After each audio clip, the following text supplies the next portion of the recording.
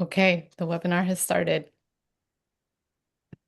Welcome, everyone, to this webinar organized by Global Exchange on understanding Honduras's pre-election crisis. We're so happy to have you with us. It's a pleasure to share this space to analyze an issue that hasn't been a lot in the news, but as most people know, elections are coming up on November 30th of this year. And as the title reflects, the country is already in a pre-election crisis. So we're going to discuss tonight what are some of the elements of those crises, what civil society is doing to organize to confront the challenges, and how the electoral processes and democracy itself can be protected in this context. We're very happy to have with us an excellent panel to talk about these issues.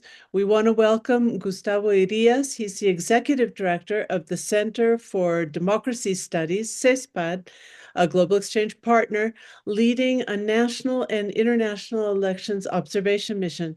And Gustavo will discuss the pre-electoral crisis and share CESPAD's work documenting and clarifying what's happening on the ground. The organization has long years of experience in analyzing the political situation there in Honduras. Gustavo, welcome to the webinar.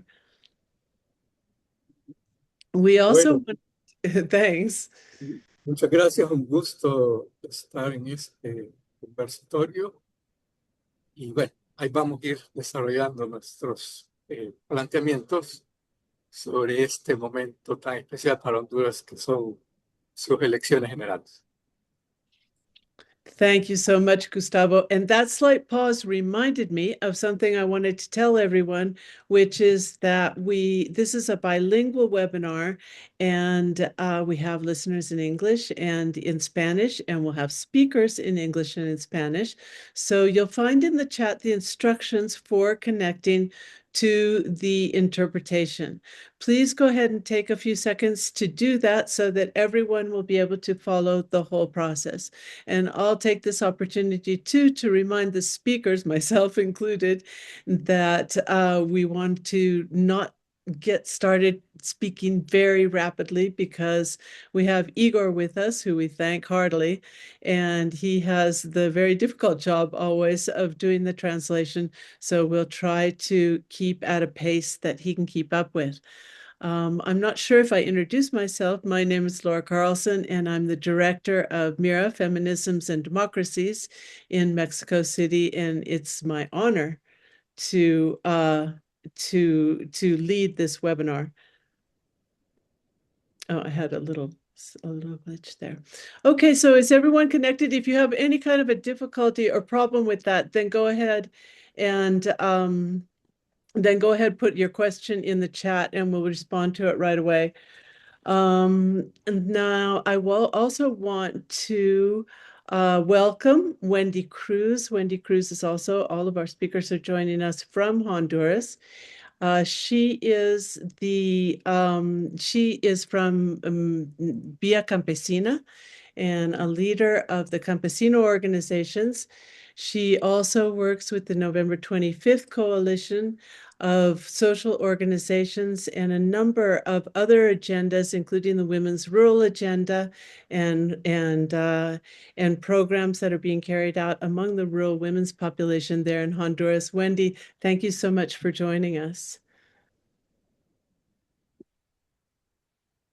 Buenas noches, gracias por este espacio fundamental para la vida democrática de Honduras y sobre todo para la vida de nosotras las mujeres y el pueblo en general. Well, thank you so much for being on here.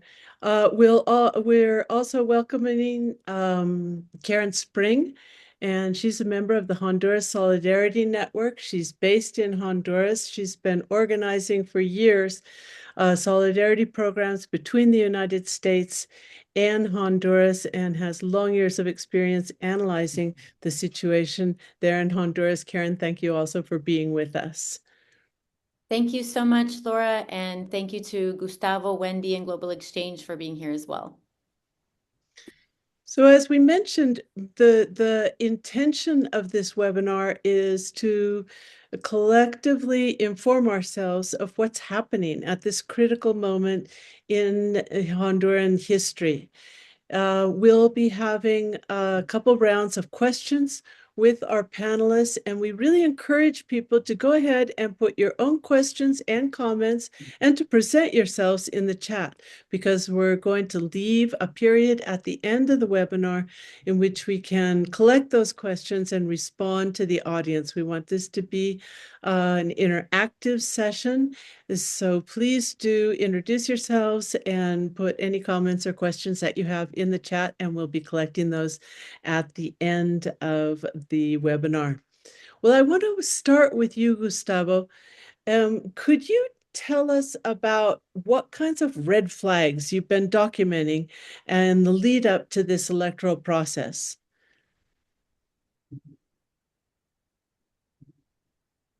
Bueno, el CESPAD precisamente el día de ayer presentó su cuarto informe de monitoreo sobre las elecciones generales. Es decir, que en general, en relación a todo el ciclo electoral, fue el noveno reporte. Hemos venido dando seguimiento al ciclo desde las elecciones primarias y ahora la primera fase, que fueron las primarias, y ahora en la fase actual, que son las elecciones generales. Podemos afirmar de que hace algunas semanas eran muchos los puntos rojos que estaban planteados en la institucionalidad electoral, pero a partir de este último informe que presentamos el día de ayer, es posible afirmar que el Consejo Nacional Electoral, CNE, que es la máxima autoridad en la materia en Honduras, a pesar de sus disputas internas y de crisis recurrentes que han venido marcando su desempeño, en realidad ha logrado resolver los hitos esenciales que nos permiten decir que el país avanza hacia la realización de elecciones generales este 30 de noviembre. Hay algunos elementos que sustentan esta aseveración. Tenemos ya la organización y juramentación de los consejos departamentales y municipales electorales, que son clave en todo el proceso de la logística electoral. Prácticamente ya están impresas las papeletas electorales. Camina la capacitación de las juntas, de los miembros de las juntas receptoras de votos. Está ya adjudicado y, bueno, entendemos, ha habido simulacros, su operación, lo que tiene que ver los sistemas tecnológicos de transmisión de resultados y de la biometría. Se ha realizado la contratación a la conectividad a Internet en centros rurales que carecían de la misma. Bueno, se dio finalmente, y ese fue un punto muy complicado porque hubo varios procesos fracasados de licitación, pero finalmente se adjudicó el contrato de transporte al material electoral. Se han estado emitiendo las credenciales para las misiones de observación electorales nacionales e internacionales. Y el día de hoy ocurrió un evento, un hecho muy significativo, que fue lo que se llama el banderillazo inicial, que marca pues el inicio de esta fase final del proceso electoral y que se expresa en el comienzo del transporte del material electoral a los 18 departamentos del país. Hay que destacar que en este evento estuvo presente acto simbólico muy importante, la presidenta en funciones del CNE, Ana Paula Hall, y el jefe del Estado Mayor Conjunto de las Fuerzas Armadas, Russell Hernández, que en alguna medida también nos plantea que las tensiones que han estado en el debate público sobre las Fuerzas Armadas y el CNE comienzan a resolverse, probablemente no de manera total, pero el hecho es que el material electoral está movilizando y que cuenta con la custodia de las Fuerzas Armadas. Pero aún así, hay puntos de preocupación y son fundamentalmente tres. Y trataré de ser un poco rápido. El primero tiene más que ver con una expectativa esperada. Es decir, estaríamos esperando que el CNE, en los momentos cumbres de este proceso electoral, que tiene que ver con la transmisión preliminar de los resultados de las elecciones, el conteo y reconteo de votos y la divulgación final de los resultados, llegue realmente a actuar como un ente colegiado, sin la fragmentación que hasta ahora hemos visto en algunos momentos, y no solo un ente colegiado, sino con autonomía, independencia y capacidad técnica. El segundo punto crítico es que es necesario que se restablezca la institucionalidad y el funcionamiento del Tribunal de Justicia Electoral, que en este momento está paralizado por las divergencias internas. Hay que decir que estos organismos están integrados por un representante de los tres partidos predominantes, que son los que tienen opción de triunfo en estas elecciones, que son los dos partidos tradicionales, conocidos como partidos del bipartidismo, el Partido Nacional, el Partido Liberal y el Partido Libertad y Refundación, que bueno, es un partido que surge de las protestas contra el golpe de Estado, ¿no?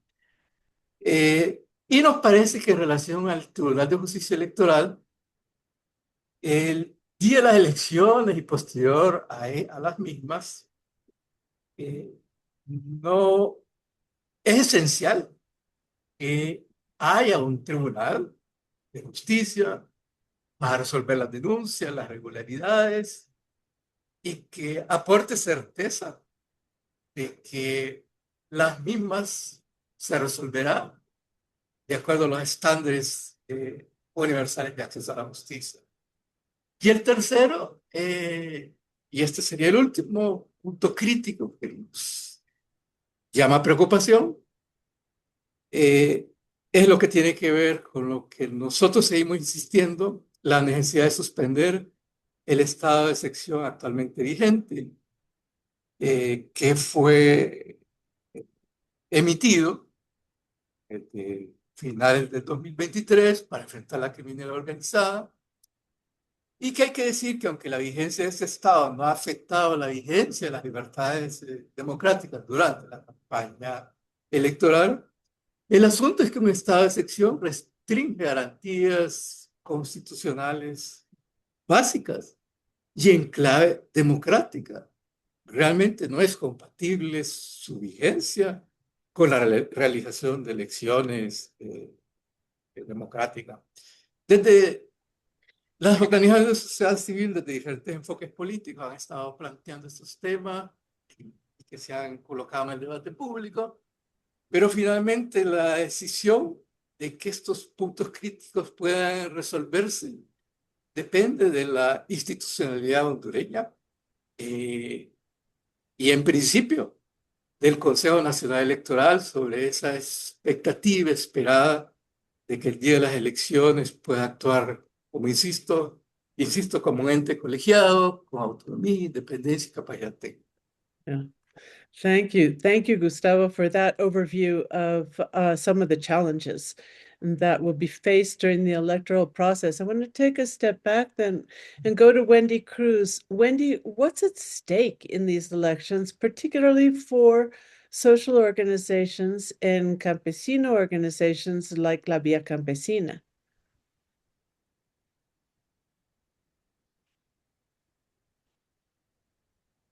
Buenas noches nuevamente. Gracias por el espacio.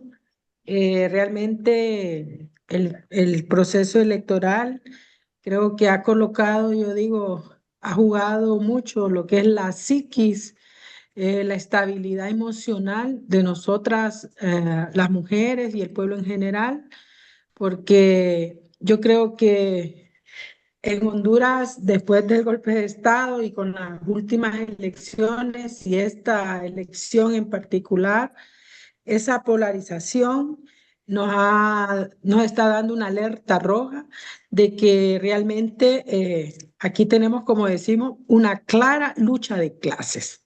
Aquí estamos, como decir, estamos ante una eminente lucha de clases. Esa eminencia de esa lucha que podemos decir que no es perfecta, pero es lo mejor que tenemos en el país, la ultraderecha conservadora de este país, yo dije, ha puesto toda su maquinaria para poder controlar la psiquis de la ciudadanía y han jugado mucho con el miedo. Y eso es bastante peligroso para una democracia, pero sobre todo desde el punto de vista de los campesinos, de las campesinas y de nosotras, las mujeres en particular, tenemos una alta preocupación sobre que llegue el fundamentalismo a tomar posesión de la institucionalidad del Estado. Ese es un peligro eminente que está en riesgo. Nosotros, como decimos, todo aquello que huela a beneficio, yo digo un beneficio no total, pero medianamente que llegue algo a mejorar las condiciones de vida de la población, siempre va a estar en peligro porque es quitarle los privilegios a la clase política, pero sobre todo a la clase élite de este país. Hoy por hoy creo que hemos estado en una constante bombardeo de seguir jugando con el miedo, con toda la propuesta del comunismo, que lo hemos visto, ¿verdad? Que instalar el comunismo no es tan fácil en Honduras porque hay un el control de la élite, de toda la parte estructural, de la parte política de este país. Y nosotras en particular creo que tenemos muchas preocupaciones del avance que pueden hacer los grupos fundamentalistas que van a hacer un grave daño a los derechos humanos de las mujeres, pero sobre todo de esa clase élite va el avance que podríamos tener, un avance, yo digo, no es un avance significativo, pero un avance medianamente que pueda ir encaminando a mejorar las condiciones de vida de la población, puede ser una precariedad, puede ser mayor precariedad sobre derechos humanos de la clase trabajadora. Estamos ante, digamos, ¿cómo decir? Ante digamos, presidenciales que están participando en estas elecciones, muy ligados a la clase política, a la clase económica del país. Está en juego retroceder al tema de volver a la privatización de las instituciones del Estado. Yo creo que eso es una de las cosas que lo vivimos en los años anteriores, volver a la privatización de lo que es público y que debe estar al servicio de la ciudadanía. En el caso del movimiento campesino, reconocemos que hay algunos avances en materia, ¿verdad?, sobre el derecho humano a la tierra, más precisamente en el tema de legalización, del tema del acceso a la tierra, pero también medianamente siempre tenemos la conflictividad ambiental, el tema, ¿verdad?, de los desalojos, pero no de la barbarie que vivíamos y que yo creo que si el movimiento campesino, las mujeres nos organizamos de una manera mucho más fuerte, yo digo, los derechos humanos de las mujeres, de los campesinos, independientemente del gobierno que llegue, debe de haber fuerza de exigir los derechos. Y yo creo que medianamente hemos tenido esa apertura de ese espacio cívico. Al llegar la ultraderecha, aquí se cerrarán los espacios cívicos para poder avanzar en materia de derechos humanos. En Honduras también yo creo que estamos en un camino de que nosotros debemos reforzar nuestra lucha, pero para reforzar nuestra lucha también necesitamos la libertad de hacerlo. Y cuando estábamos gobernados con la ultraderecha, yo creo que nadie de nosotros quiere volver a esos años tan nefastos que tuvimos de represión, de ultraje a los derechos humanos de las mujeres.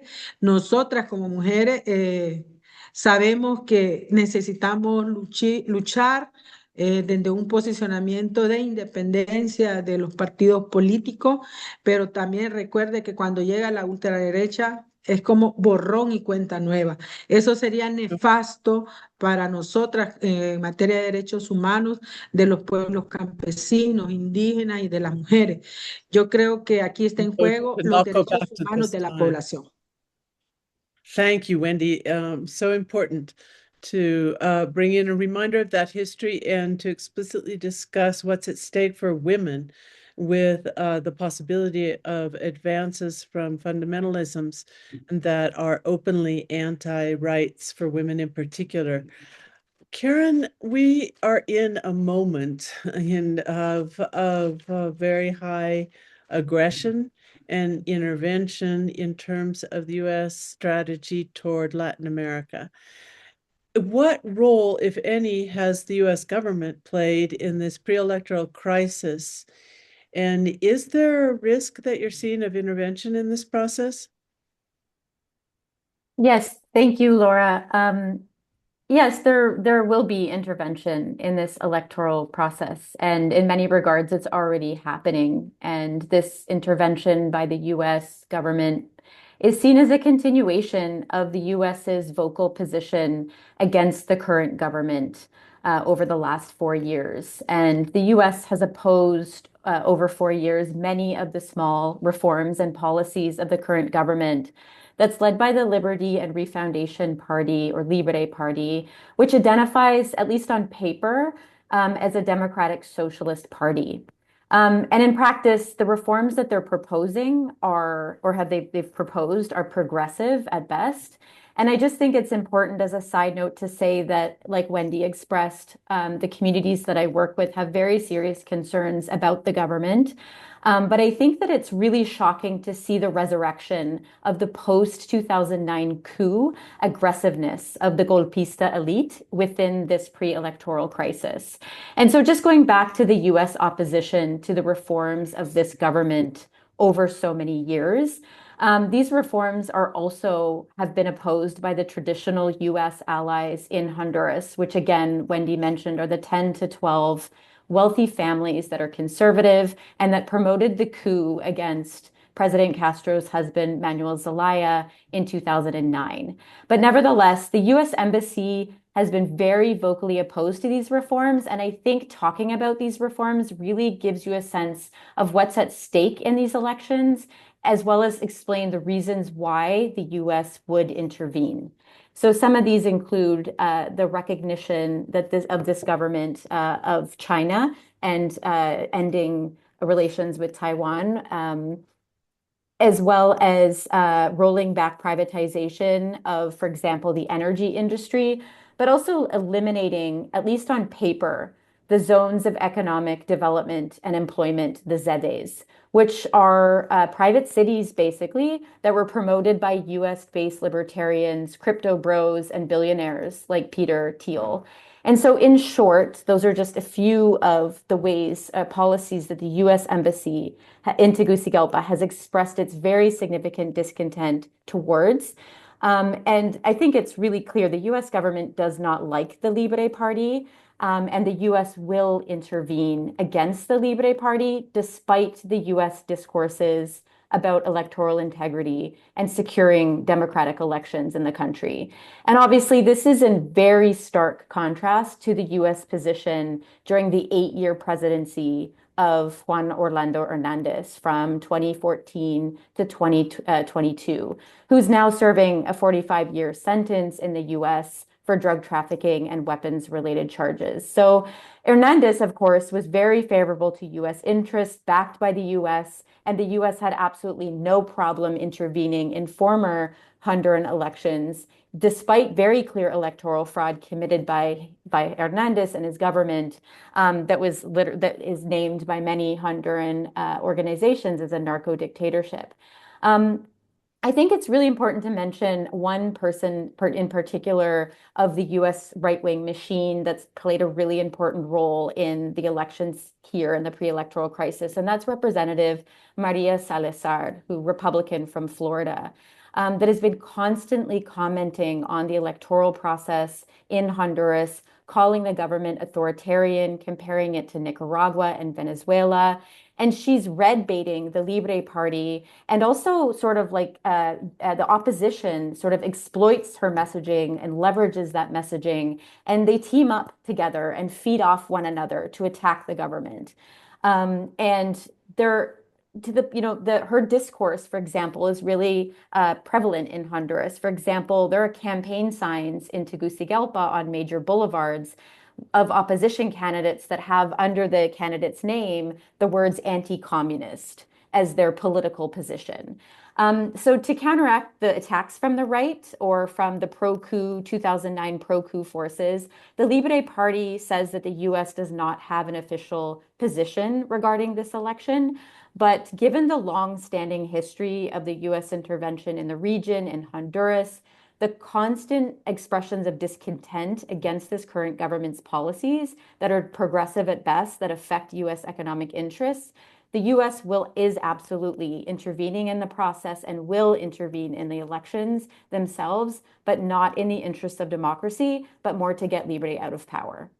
Thank you, Karen. The echoing of messages that are coming out from Maria Salazar and others in Washington, of course, immediately raises the specter that there's an orchestration of interests going on there on the global level to affect national elections.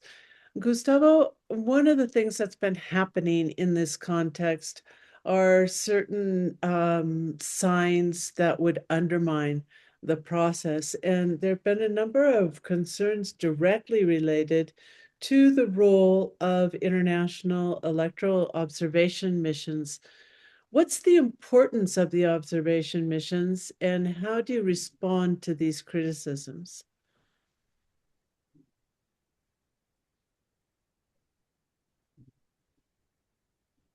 Bueno, gracias, Laura. Creo que el cuestionamiento que está instalado en relación a las misiones de observación electoral es que en el marco de la alta polarización que caracteriza el proceso electoral que estamos viviendo, las misiones, tanto de observación nacional e internacional, tomen partido en esta disputa y intensifiquen la confrontación partidaria una vez terminadas las votaciones del 30 de noviembre. Cuestión bueno, no podemos decir que haya una forma de evitarlo, pero y que inevitablemente al calor de esta disputa y sobre todo teniendo en cuenta que muchas misiones de observación más son de acompañamiento a uno u otro bando en esta intensa disputa que está pues pugnando en función a cuál deberá ser el signo político que deberá tener el país a nivel de la conducción de su gobierno a partir de enero del próximo año. Pero como CESPAD debemos decir que nosotros lo que planteamos es contribuir al proceso desde una mirada o desde un rol de observación que debe ser ciudadana y no partidaria. En tal sentido, nos parece que estamos llamados a actuar con independencia, evidencias verificables, evitando discursos partidarios y protegiendo la credibilidad del proceso y su legitimidad, por supuesto, ¿no? Y me parece que es importante en este webinario decir qué es lo que nos planteamos realizar como CESPAD el día de las elecciones, teniendo en cuenta de que para este proceso tenemos planteado desplegar 110 observadores nacionales y acompañados por 44 observadores internacionales que provendrán de 13 países diferentes, que aspiramos a que puedan instalarse en los municipios con mayor carga electoral de 9 departamentos del país. Por supuesto, teniendo en cuenta que es una misión, pues, modesta, pero nos parece que es significativa para aportar a este proceso de credibilidad y certidumbre en un proceso democrático.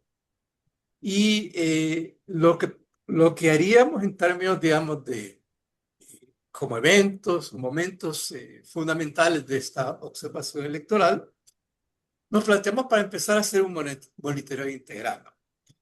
En ese sentido, haremos seguimiento a toda la jornada electoral para verificar el cumplimiento de la normativa, es decir, eh, las reglas que están ya establecidas en la ley electoral y, por supuesto, las garantías al derecho al voto. Evaluaremos los momentos de apertura de las juntas receptoras de voto, la accesibilidad, el funcionamiento de la biometría, el conteo y también el funcionamiento del sistema electrónico de transmisión de resultados. Eso como un punto. Un segundo punto, la documentación en tiempo real. Emplearemos herramientas digitales para el reporte inmediato de incidencias, generando evidencia verificable que permita crear un registro público que puede incluso generar alertas si es necesario. In Y real time. con esto cierro. Generaremos un informe final al concluir la veeduría o la observación. Elaboraremos un informe con los hallazgos principales, las lecciones aprendidas y también recomendaciones que será socializado públicamente y compartido con la institucionalidad electoral. Thank you, Gustavo. And with so many new processes too, it will require careful monitoring, and with so many kind of threats in some ways or possible vulnerabilities to the process. Wendy, how is civil society there in Honduras organizing to defend the vote and to protect the process? Bueno, yo creo que los hondureños y las hondureñas hemos tomado conciencia de que solo podemos vencer el fraude con una alta participación. Según encuestas, hay posiblemente podamos llegar a un 60% de participación de la ciudadanía del proceso, ¿verdad? Del censo electoral. Eso es muy bueno porque hemos vencido, ¿verdad? Como decir, esa apatía que teníamos ante los procesos de elección. Y yo creo que eso nace porque estamos teniendo una confianza de que podemos distanciarnos de esos grupos de poder a través de la lucha de clases. Eso para mí es fundamental e importante, la concientización que tenemos de vencer el miedo y que debemos de vencer ese miedo y tener una alta participación para evitar un fraude electoral. Tienen que haber elecciones masivas en este país para que haya mucho, ¿verdad?, porcentaje de distanciamiento sobre los candidatos, para que así podamos tener con firmeza, defender ese derecho al voto y a elegir. Yo creo que eso va a ser eso es una pieza muy clave. Yo decía, ¿verdad? Pensando, decía yo, hemos vencido también a los medios corporativos en su quehacer de querernos, como decir, tenernos en una psique de miedo, de que no podemos votar. Han jugado mucho con esto de la invasión militar desde los Estados Unidos. Eso creo que causa mucho pavor, mucho malestar en la ciudadanía, pero yo creo que hemos vencido, que debemos de ser nuestra propia voz y que debemos de utilizar los medios que tenemos, las redes sociales, y sobre todo es una constante día a día de comunicación, de una comunicación popular. Yo creo que nos hemos convertido en unos comunicadores de nuestra propia realidad. Eso es fundamental para nosotras, y nosotras las mujeres de aquí jugamos un papel fundamental, ya que somos el 52% del patrón electoral. Esos son como dos puntos claves, ¿verdad?, que yo puedo mencionar. Y sobre todo, yo creo que hemos estado jugando un papel fundamental, hacer el llamado de que debemos de vencer el miedo.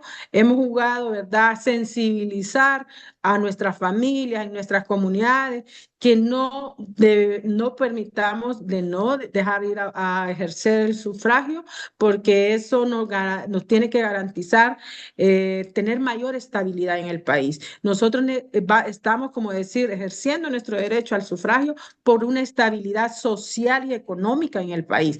La población hondureña, especialmente nosotras las mujeres, no nos podemos dar el lujo de retroceder, no estamos en la capacidad de volver a un golpe de Estado y mucho menos a una intervención militar. Yo creo que Honduras tiene un papel geopolítico en América Latina sumamente importante y en la política exterior. Yo creo que nosotras como ciudadanos y ciudadanas tenemos una conciencia clara, y una de las cosas que yo he dicho, que lo que hemos conquistado desde el golpe de Estado es la conciencia de clase. Y eso va a ir creciendo poco a poco, y sobre todo yo creo que nos hemos vuelto unas ciudadanas y ciudadanos donde queremos y demandamos mejores condiciones de vida. Estamos demandando inversiones, ¿verdad?, para los derechos humanos de las mujeres, para los derechos humanos de campesinos y campesinas.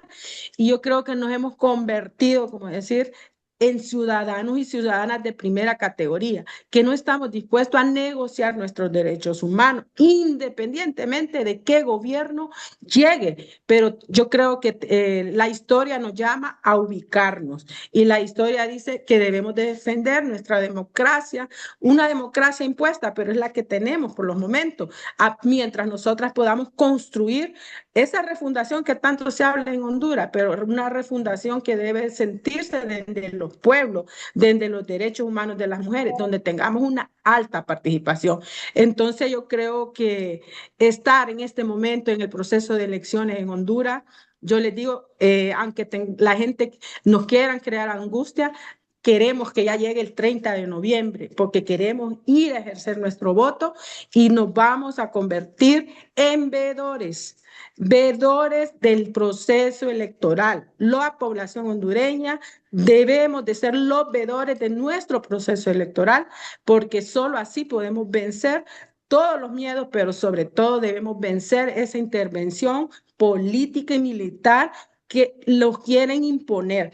Yo digo, Honduras y los hondureños y las hondureñas tenemos un papel fundamental en la geopolítica latinoamericana. Nos estamos jugando a no regresar a los años 70 y 80. Es por eso que tenemos esa convicción. Vamos a ser los veedores de todo nuestro proceso electoral, vamos a defender ese sufragio que va a ejercer cada hondureño y hondureña, y que gane el que tenga mayoría, el que la población hondureña decida. Y es por eso que yo creo que hay una concientización permanente de la vigilancia del proceso electoral el 30 de noviembre.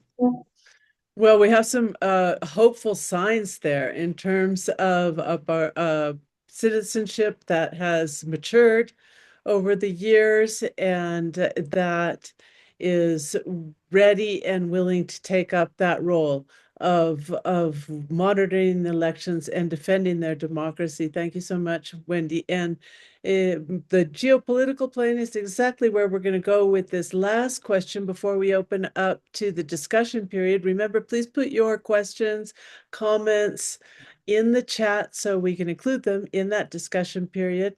Karen, the elections in Honduras are taking place in a context of increasing aggression and threats in the region by the Trump administration, the attacks on the boats in the Caribbean and the Pacific, the imposition of tariffs, the rise of the far right in general in the continent. How could this geopolitical scenario affect the Honduran elections and raise the stakes, as Wendy was saying?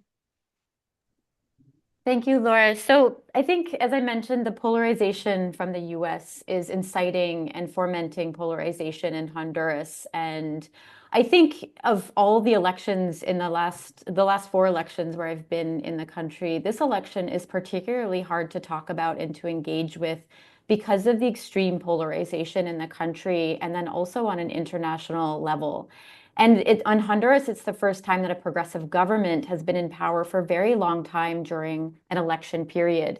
So all the issues that you mentioned, the attack against Venezuela, the tariffs, the rise of the right, are all topics or contexts that are on the ballot or influencing the vote in this election in Honduras. And a lot of these issues are being put on the ballot through extreme manipulation and are being used as weapons by the pro-2009 coup forces in the country.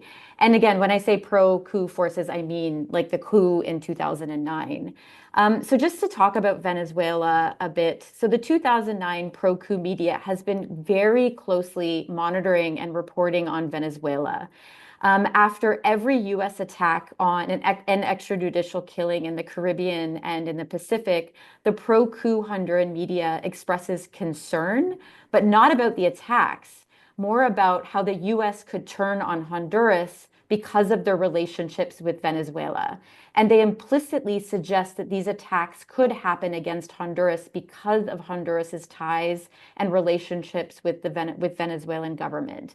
And there's constant comparisons being made that are unjustified and without explanation between the Honduran government and the Venezuelan government. Yet these are very different contexts and they're very different countries. On the topic of tariffs, most recently, I think late last week, there was the pro-coup media basically reported that El Salvador and Guatemala were receiving more favorable economic tariffs or arrangements with the US government. And this was really manipulated as sort of giving the impression that the U.S. is upset at the current Libre government, and therefore the government is not doing enough to protect Honduran interests and negotiating with U.S. authorities. And I think it's really important to mention that on the topic of tariffs, with the critiques of Honduras's decision, especially from the U.S. to recognize China, it makes you wonder what the U.S. expected imposing any sort of tariffs on countries like Honduras. And I think that, with the Honduran elite, they're particularly concerned about the tariffs because of how, and China as well, because they're so deeply intertwined with U.S. economic interests and presence in Honduras. The elite are worried about China because they have no relationship with China. And so fewer economic ties with the U.S. means less wealth and power for the Honduran elite. So the rise of the right. So Representative Salazar, she's the woman that's representing, like I said, the far right in Honduras, sort of the global expression of like the far right and sort of in Honduras. She's the person that I probably is most mentioned. She fuels the narratives of the opposition. Today, there was a hearing in DC by the Western Hemisphere Subcommittee, and it was the first one in 6 months by that subcommittee, despite Trump's aggression against Venezuela and Colombia. And it was the way that Salazar was trying to raise concerns over the Honduran elections and ignoring all of these really significant efforts by the US to dominate Latin America and reestablish their power and control. So I guess I would just say leave it here, but any expression, any U.S. expression of concern about the elections, they're going to go against the government, and they're not interested in democracy at all. Thanks so much, Karen, for giving that perspective as well on this. We're going to go ahead and open it up to questions now. Please, we have some that are written in the chat. Please make sure that your questions are brief because we don't have a lot of time and there's a lot of important questions that we want to get to here. I'm going to go first with Leo Gabriel. He is in Italy, so it's very, very late there and has asked to be unmuted to make his question. Leo, please tell us your question now, and if you can, keep it as brief as possible so we can get to as many questions as possible. Ok, thank you very much. Voy a hablar en español. El panorama que ustedes estaban pintando contrasta un poco con las preocupaciones que muchos que tenemos aquí en cuanto a la posibilidad de violencia. Sobre todo también a partir del momento que hubo este terrible matanza de dos niños en Santa Bárbara y otros acontecimientos, como todos sabemos, el bloque conservador y el ejército forman una unidad. ¿No creen ustedes que habría una posibilidad seria de parte de las Fuerzas Armadas junto con la derecha de bloquear el proceso, sobre todo porque saben que de otra manera no podrían ganar? Thank you very much for that question. We've got a couple very specific questions for Gustavo. So Wendy, do you want to answer this question of Leo's?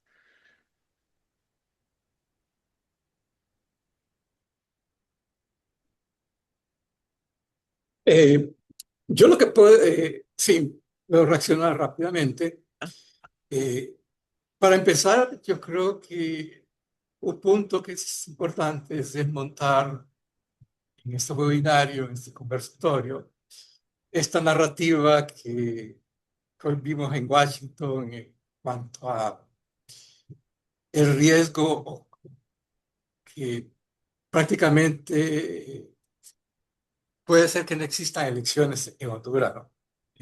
Realmente, hemos dicho al inicio de nuestra intervención que las condiciones necesarias para la realización de las elecciones, a pesar de este ambiente complejo de tensión, de confrontación a nivel del Consejo Nacional Electoral, se han dado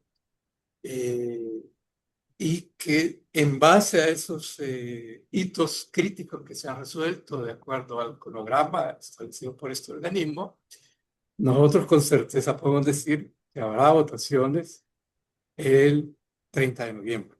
Ese es un punto, ¿no?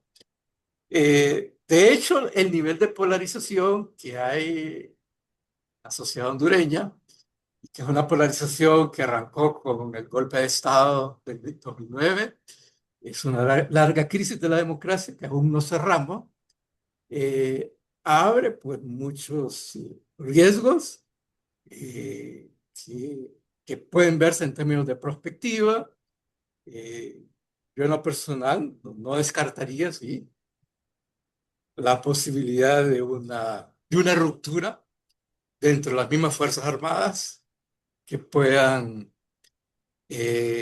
contribuir a un desbalance de lo que hasta ahora es la correlación de fuerzas que está instalada en función a esta contienda y esta disputa política que ha venido desarrollándose a lo largo de todo este ciclo electoral. Bueno, por ahí me quedaría, pero sí, ciertamente, pues solo cerraría diciendo que es una coyuntura extremadamente crítica, Hay que imaginarse un país con 15, 16 años de crisis de su democracia, con una crónica crisis de gobernabilidad, con profundas fracturas de desigualdad. Y bueno, ¿para dónde caminamos? Es complejo, ¿no? Y Complicated, yeah. Thanks, Gustavo. We have another question. Specifically, we talked about this in general terms, but Zenaida Velasquez is asking, I'm going to read this in English, but you can see the original question there in the chat in Spanish. What is the real participation of CESPAD and their director in the electoral process? That according to Cosette, the director of the commission, the National Electoral Commission, that they have the support of CESPAD to announce a winner who actually lost the elections, but is supported by the oligarchy and by María Elvira Salazar. Gustavo. claro, por supuesto. Bueno, decirle a Zenaida que el mismo día en que se planteó esta situación, como CESPA convocamos una conferencia de prensa, hicimos una declaración pública en el sentido de que nosotros como organización pues, no tenemos vínculos con la consejera, no tenemos vínculos con el Partido Nacional. Es más, nuestros vínculos con el liderazgo político poco es parte de la práctica, de la cultura institucional de CESPAD, ¿no? Como CESPAD somos una organización que hemos estado en contra del golpe de Estado del 2009, hemos estado en contra del fraude electoral, acompañamos desde nuestra trinchera de análisis, investigación, todo este proceso de resistencia contra todos estos 12 años nefastos del Partido Nacional, de la narcodictadura. Y bueno, hemos sido, sí, críticos en cuanto a algunos aspectos de la gestión del actual gobierno, pero más en función a esa aspiración que existe incluso desde los movimientos sociales de poder avanzar en reformas sustantivas, que poco pues es fácil pues, de lograrlo en cortos periodos de tiempo, pero que finalmente pues han sido aspiraciones que han estado instaladas en esta larga lucha que se tuvo contra estos gobiernos del poco golpe de Estado. Así que hemos aclarado dentro de Honduras y en la medida que nuestras publicaciones llegan fuera de cuál es nuestra posición. Y en esta conversatorio hemos dejado claro pues, es que nuestro rol ha venido siendo monitorear el proceso, identificando avances del proceso, identificando bloqueos, planteando recomendaciones, apostando porque estas elecciones sean transparentes, legítimas y que finalmente pues este monitoreo nos dice, pues, insisto de nuevo, que vamos a elecciones que están dadas todas las condiciones necesarias que el Consejo Nacional Electoral las ha creado y que, como decía, bueno, pues el rol ahora de los movimientos sociales desde la ciudadanía, pues es participar activamente ejerciendo el derecho al voto y también defendiendo la validez y la intención de ese voto el 30 de noviembre. Okay, thank you. There's a follow-up question there. I think it's been addressed, but you can take a look in case in the next intervention you want to mention it. But I want to go to a question that Wendy has put for the panel and the audience. That is, how can you prevent the creation of a climate of fear, and for people to decide not to go out to vote because of that fear, and that and that there may be a chance that the losing party won't accept its defeat in that kind of a climate.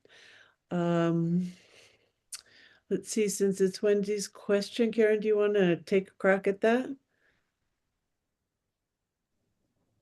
Well, I don't really go out to vote because I can't vote in Honduras, but I think that, I think that fear is always a challenge. It's definitely a strategy that's being used, both like to stop voting, but also to stop people from voting for the options that are the powers that be are against. And so I think that, like you mentioned, Laura, there's been a lot of learning by the Honduran people since the coup about who is who.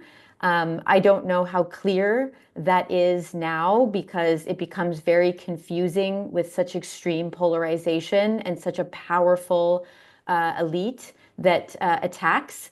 I think actually one of the ways that the elite have done a good job is by dragging CESPAD through the mud, and targeting CESPAD, a very objective and well-founded investigative organization. And I think that's also generating fear as well for people to stop believing those that might have all the best interests of objectivity of the election. So, I mean, I think that the social movement has said that they will respond to efforts for a coup or efforts for fraud in Honduras. And I think we'll have to wait to see how different and key organizations in the country decide to respond once the elections play out.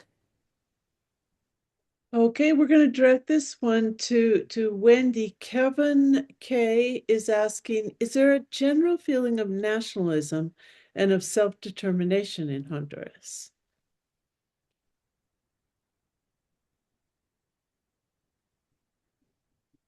Wendy, can you hear me? Oh yeah, there you go. Mencionaba y preguntaba cómo vencer el miedo. Yo hice en mi intervención que estamos venciendo el miedo porque nosotras queremos seguir viviendo en nuestra patria y estamos teniendo esa claridad política de que ese ejercicio de ciudadanía, de ejercer el voto, que nos habían quitado, como decir, esa esperanza, nos habían alejado de esa participación política, hoy por hoy creo que es una de las cosechas que tenemos de nuestra participación para defendernos en el marco del golpe de Estado. Y sobre todo, yo creo que tenemos más conciencia de clase y no estamos dispuestos a que sigamos siendo una moneda de encaje nosotros y nosotras. Yo creo que el optimismo, estamos teniéndole cuando decimos cada quien tenemos que hacer el papel de concientizar a la ciudadanía y a nuestras familias a que debemos de salir a ejercer el sufragio y sobre todo debemos de razonar nuestro voto y pensar no desde el individualismo, sino desde los intereses del pueblo hondureño, con lo que está en juego. Yo creo que hoy más que nunca tenemos la claridad de ese juego político de la clase económica que nos quería extraer de ese posicionamiento. Hay una participación muy activa de cada ciudadano y ciudadana. Nosotras cuando decías, ¿cómo nos organizamos? Hay mucha euforia en los barrios, hay mucho involucramiento de mujeres, de juventud, de ir a participar en las mesas, de estar como observadores. Ya Gustavo mencionaba, tienen más de 100 observadores y observadoras. Antes eso no se miraba. Estábamos extraídos de ese proceso. Y yo creo que nosotras, por ejemplo, yo que estoy en un espacio feminista, nosotras estamos vigilantes de forma constante porque yo creo que las mujeres somos las llamadas a vencer el miedo, porque las mujeres tenemos un papel fundamental en esa dirección de nuestras familias, de nuestras comunidades. Tenemos una participación muy activa en varios espacios y sabemos que lo que está en juego para nosotras es grave. Y yo creo que eso más bien nos ha motivado. Toda esa polarización que nos politizaron, cada día nos tienen politizados, nos están haciendo un llamado más bien a que, no, a que venzamos el miedo. Y yo creo que tenemos una ciudadanía mucho más informada, una ciudadanía que buscamos mayor información. Yo me siento optimista y como les mencionaba, ya quiero que cada hondureño, cada hondureña, ya queremos que llegue el 30 de noviembre. ¿Por qué? Porque lo que queremos es vivir en paz y en tranquilidad, pero sobre todo sabemos que nos estamos jugando el futuro de posibles cambios en el país. Y nosotros necesitamos cambios estructurales en Honduras. Las mujeres necesitamos cambios estructurales. Los pueblos indígenas, los pueblos campesinos, la juventud necesita cambios estructurales. Y yo creo que romper los privilegios de los grupos de élite ha sido una razón de ruptura entre esa clase trabajadora. Posicionarnos como una clase trabajadora ante una clase oligárquica. Yo creo que eso ha sido una claridad y que miramos cada día. Aquí todos los días miramos desde el discurso cuál es el posicionamiento de la clase a la que pertenecemos o a la que defendemos. Entonces, nosotros y nosotras, desde el movimiento feminista, desde el movimiento campesino, es el llamado constante a ir a ejercer el sufragio, a vencer, no, como decía una líder campesina, no nos vencerán, no dejaremos que nos metan el miedo en nuestros huesos. ¿Por qué? Porque nuestro derecho a ejercer el voto, nuestro derecho a defender nuestra patria, el llamado es hoy. No podemos dejar eso para mañana, porque podemos lamentar si nosotras y nosotros no participamos. Así que tengan la seguridad que estaremos en cada espacio que nos corresponde, ya sea como observadores, como observadoras, como yo les decía, vedoras del proceso. Todos y todas nos tenemos que convertir en esos vedores de una forma continua y sobre todo yo creo que esa conciencia que tiene el pueblo de que hoy por hoy nos estamos jugando muchas cosas, está en peligro la paz, la tranquilidad y sobre todo avanzar en problemas estructurales que vivimos los hondureños y hondureñas y especialmente los indígenas, las campesinas y las mujeres.